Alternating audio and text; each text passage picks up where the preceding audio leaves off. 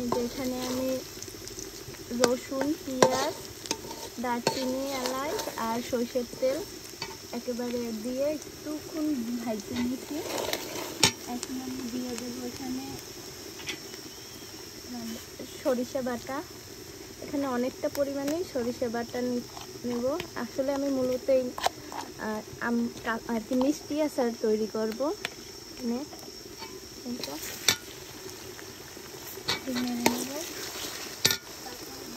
এখানে বড় 4 চামচের 1 চা চামচ রসুন বাটা আর দিয়ে নেব 1 চা চামচ আদা বাটা।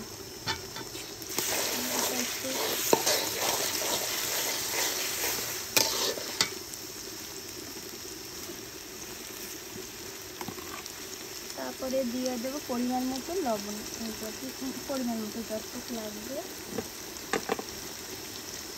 তারপরে দিয়ে দেবো এখানে মরিচের গুঁড়া, যে যেমন ঝাল খায় সেই অনুযায়ী আমি এখানে 2 চামচের মতো মরিচের গুঁড়া দিয়ে নিচ্ছি। আর একটু হলুদের গুঁড়া দেবো কালারের জন্য, তো কালারটা যাতে ভালো আসে এই জন্য অল্প পরিমাণে।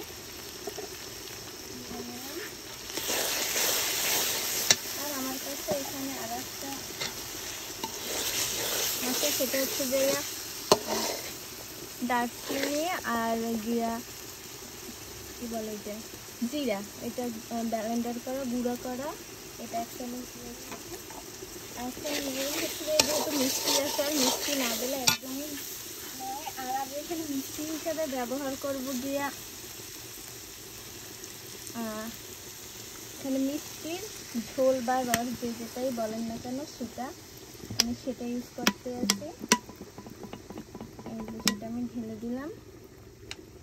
এখন আমার মোটামুটি সব কিছুই দেওয়া শেষ, সেটা দিয়েছি। আর আমি 5 ফোড়ন দেবো, যেটা একেবারে আচারটা খাওয়ার একটু আগে দিয়ে উঠে নেবো, যেহেতু ঘ্রাণটা ভালো আসবে তার জন্য।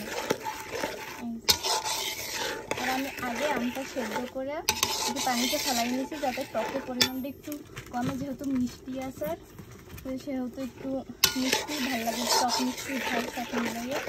আর এখানে আমি চিনি একদমই ইউজ করি নাই, আমার কাছে মিষ্টির ঝোল ছিল, সেটা থেকেই আমি আর কি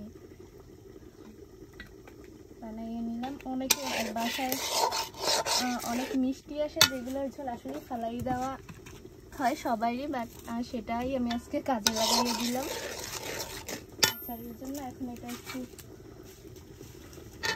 ফুটতে আসতে এরপরে আমি একটু ঝোলটা টানলে এরপর আমি আমটা দিয়ে নেব।